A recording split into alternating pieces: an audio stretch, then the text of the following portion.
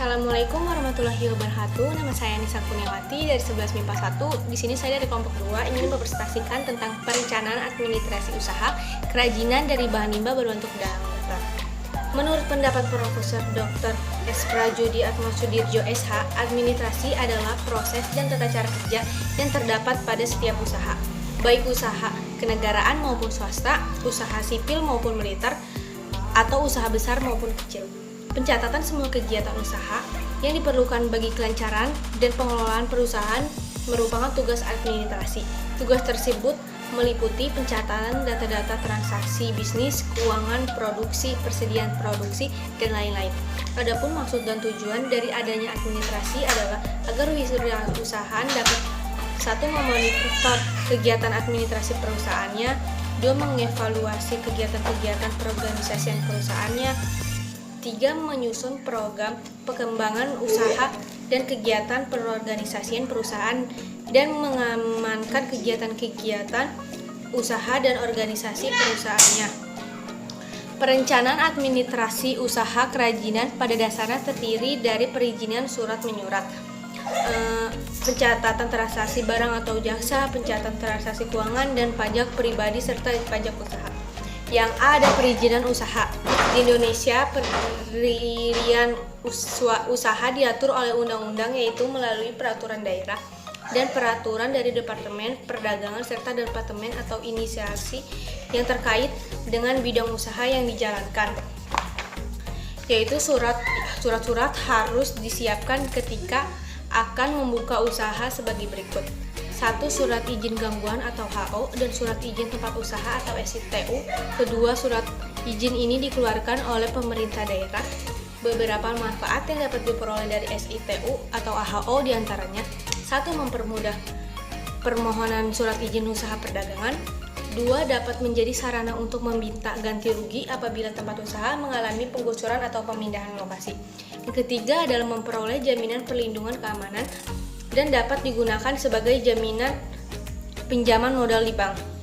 Yang kedua ada surat izin usaha perdagangan atau SIUP. SIUP adalah surat izin untuk dapat melaksanakan kegiatan usaha perdagangan.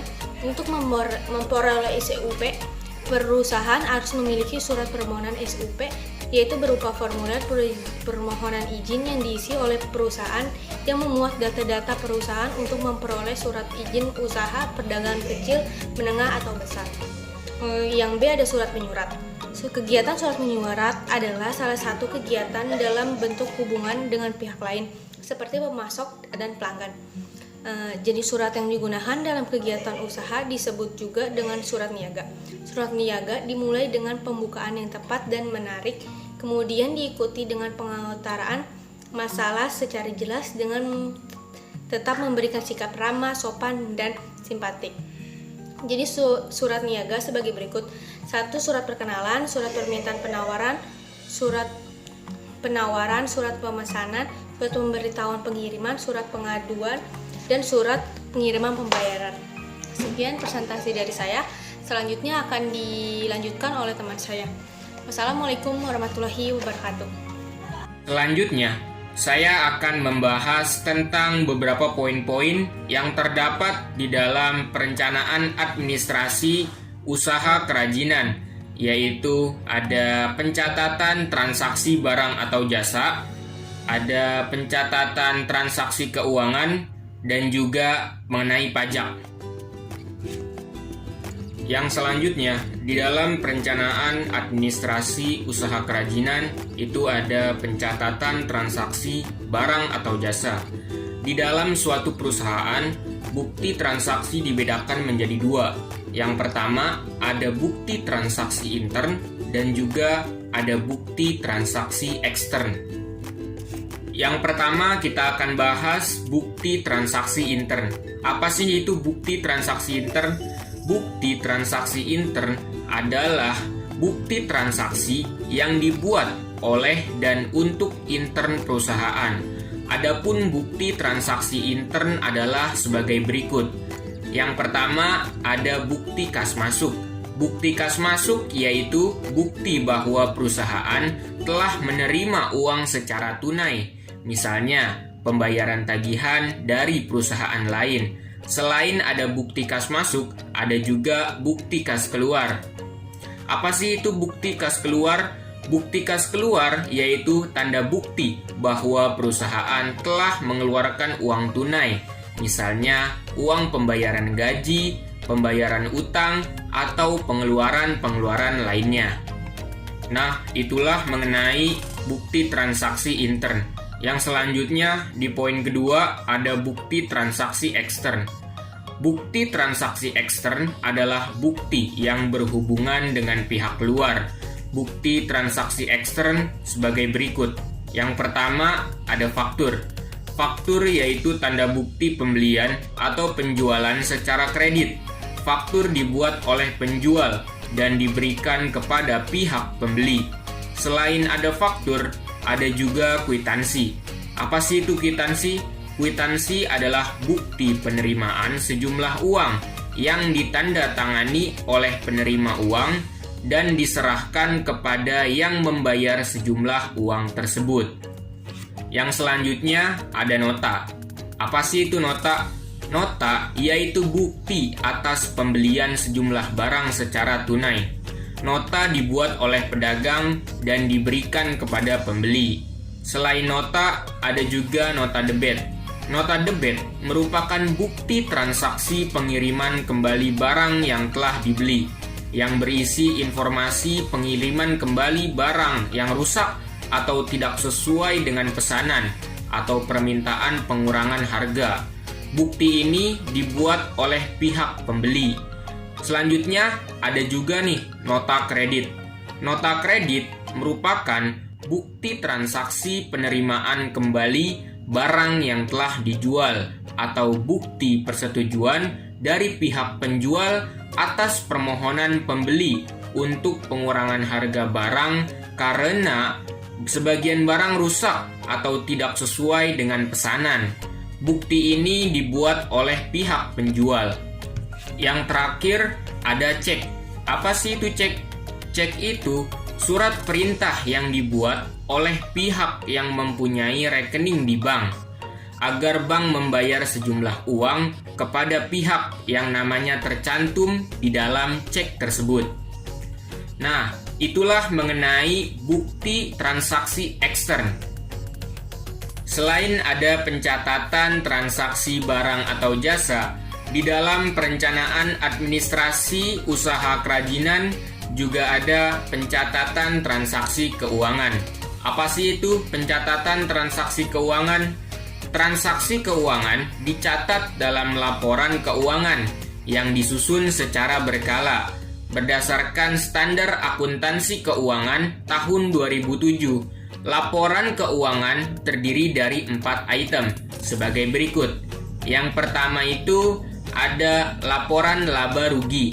Laporan laba rugi adalah laporan yang menunjukkan kemampuan perusahaan untuk menghasilkan keuntungan pada suatu periode akuntansi atau 1 tahun. Laporan laba rugi terdiri dari pendapatan dan beban usaha. Selain itu, ada juga laporan perubahan modal. Laporan perubahan modal adalah laporan yang menunjukkan perubahan modal pemilik atau laba yang tidak dibagikan pada suatu periode akuntansi karena adanya transaksi usaha selama periode tersebut. Itulah mengenai laporan perubahan modal. Selanjutnya, yang ketiga itu ada neraca. Apa sih itu neraca? Apa penjelasan dari neraca? Neraca adalah daftar yang memperlihatkan posisi sumber daya perusahaan serta informasi tentang asal sumber daya tersebut. Neraca ini terbagi menjadi 2 sisi, yaitu sisi aktiva dan juga ada sisi pasiva. Sisi aktiva merupakan daftar kekayaan perusahaan pada suatu saat tertentu, sedangkan kalau sisi pasiva menunjukkan sumber dari mana kekayaan itu diperoleh. Itu mengenai neraca. Dan pada poin yang terakhir di dalam pencatatan transaksi keuangan itu ada yang namanya laporan arus kas. Apa sih laporan arus kas itu? Laporan arus kas adalah laporan yang menunjukkan aliran uang yang diterima dan digunakan perusahaan di dalam suatu periode akuntansi, beserta sumber-sumbernya. Lanjut ke poin terakhir di dalam perencanaan administrasi usaha kerajinan, yaitu adalah pajak. Pajak. Setiap wajib pajak harus memiliki NPWP. Apa sih itu NPWP? NPWP itu merupakan singkatan dari nomor pokok wajib pajak, yaitu nomor yang diberikan kepada wajib pajak sebagai sarana administrasi perpajakan yang digunakan sebagai tanda pengenal atau identitas seorang wajib pajak dalam melaksanakan hak dan kewajiban perpajakannya. Dan itulah penjelasan mengenai beberapa poin-poin yang terdapat di dalam perencanaan administrasi usaha kerajinan, yaitu ada pencatatan transaksi barang atau jasa, pencatatan transaksi keuangan, dan juga pajak. Assalamualaikum warahmatullahi wabarakatuh. Nama saya Arila Nugraha Himawardi dari kelas 11 MIPA 1. Di sini saya akan melanjutkan materi yang sebelumnya sudah disampaikan oleh Arifin. Saya akan menyampaikan materi tentang perencanaan pemasaran usaha kerajinan dari bahan limbah berbentuk bangun datar. Seperti yang sudah kita ketahui, Indonesia sangat kaya baik dari kekayaan alam maupun budayanya. Komoditas produk kerajinan Indonesia banyak dikenal di mancanegara. Banyak sekali pengusaha asal Indonesia yang menggantungkan hidupnya dari usaha kerajinan, baik yang sifatnya lokal maupun yang sudah go internasional. Apabila di sekitar lokasi pariwisata sudah bisa dipastikan banyak warga Indonesia yang berjualan produk kerajinan, maka Indonesia memiliki banyak tempat wisata dan menjadi prospek bisnis kerajinan yang sangat baik. Dan apabila seseorang sudah memutuskan menjadi wirausaha, maka dia harus memikirkan tentang rancangan pemasaran produk yang akan dijual. Philip Kotler dan Gary Armstrong dalam bukunya Dasar-Dasar Pemasaran mendefinisikan pemasaran sebagai proses di mana perusahaan menciptakan nilai bagi pelanggan dan nilai dari pelanggan sebagai imbalannya. Dengan demikian, pemasaran tidak hanya bagaimana memasarkan produk supaya laku, tetapi juga memiliki nilai lebih bagi pelanggannya. Beberapa hal penting yang berkaitan dengan aspek pemasaran sebagai berikut. Yang pertama adalah memahami seni menjual. Bagian penjualan merupakan salah satu bagian terpenting dalam sebuah perusahaan. Oleh karena itu, dibutuhkan tenaga jual yang profesional. Harus pula diingat bahwa menjual itu tidak hanya menjual produk atau hal yang dibisniskannya saja, tetapi juga menjual kualitas dari produk tersebut. Yang kedua yaitu menetapkan harga jual. Menjual produk dengan harga mahal akan beresiko produk yang dijual itu tidak laku. Sebaliknya, menjual dengan harga murah juga akan berdampak pada persepsi konsumen terhadap kualitas produk tersebut. Untuk itu, penetapan harga harus disesuaikan dengan target pasar, segmen pasar, dan posisi produk di pasar. Sebelum menentukan harga produk di pasar, perlu mempertimbangkan faktor utama dari jenis biaya yang akan menentukan harga. Hal-hal yang harus dipertimbangkan dalam menentukan harga ada 3. Yang pertama yaitu biaya bahan baku dan suplainya. Biaya ini biasanya menjadi bahan utama dalam penentuan harga jual produk. Yang kedua yaitu biaya overhead. Biaya overhead menjadi faktor penting yang bisa dianalisis dalam penentuan struktur harga. Contohnya adalah biaya administrasi, biaya pengiriman, biaya alat tulis, biaya sewa kantor, biaya telepon, dan biaya listrik. Yang ketiga yaitu biaya tenaga kerja. Merupakan biaya tenaga kerja dalam memproduksi barang. Jadi selama proses produksi, dan biaya tenaga kerja yang bekerja di kantor. Contohnya adalah biaya gaji karyawan, uang lembur, dan insentif atau bonus. Untuk menentukan harga jual sebuah produk, maka perlu mengetahui total biaya atau total cost yang dibutuhkan dalam membuat produk tersebut. Contohnya, biaya total sama dengan total biaya bahan baku plus total biaya overhead plus total biaya tenaga kerja. Penentuan harga jual produk juga dapat ditentukan dengan 3 cara. Yang pertama yaitu harga berdasarkan harga pasar atau market based price. Yang kedua yaitu harga berdasarkan biaya, yaitu cost based price. Yang ketiga harga berdasarkan titik impas, yaitu break-even point based price. Nah, selanjutnya saya akan menyampaikan materi tentang menganalisis kepuasan pelanggan.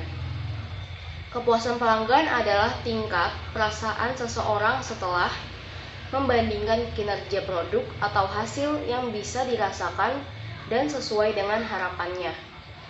Metode-metode yang bisa digunakan untuk mengukur tingkat kepuasan pelanggan sebagai berikut. Yang pertama yaitu sistem keluhan dan saran.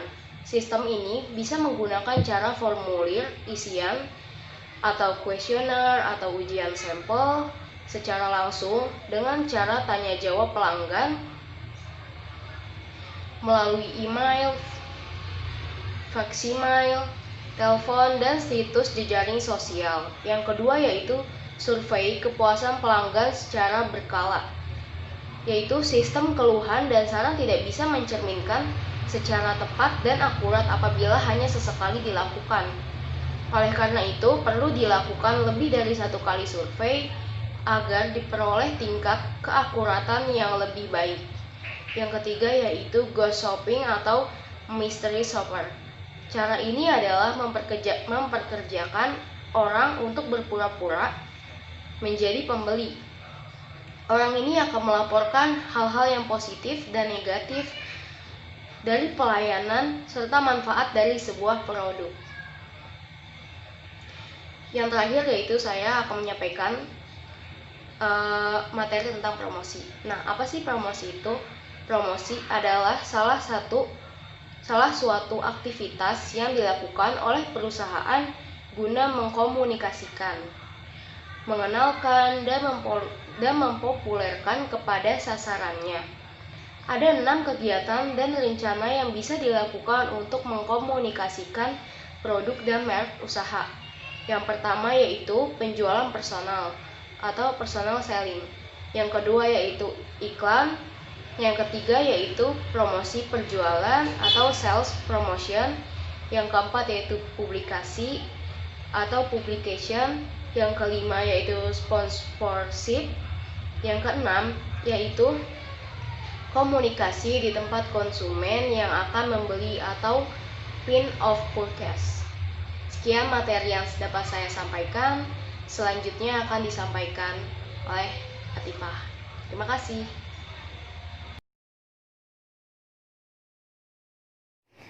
Assalamualaikum warahmatullahi wabarakatuh. Nama saya Atifah Mudrika, nomor absen 8. Di sini saya akan mengidentifikasi perencanaan usaha produk kerajinan dari bahan limbah berbentuk bangun datar. Di samping saya bisa dilihat ini lembar kerja 1 yang datanya sudah saya dapatkan dari sebuah situs. Nah, saya akan membacakannya. Nama usaha Circa Handicraft, alamat Cihanjung, Bandung, Jawa Barat. Jenis produk boneka Nusantara.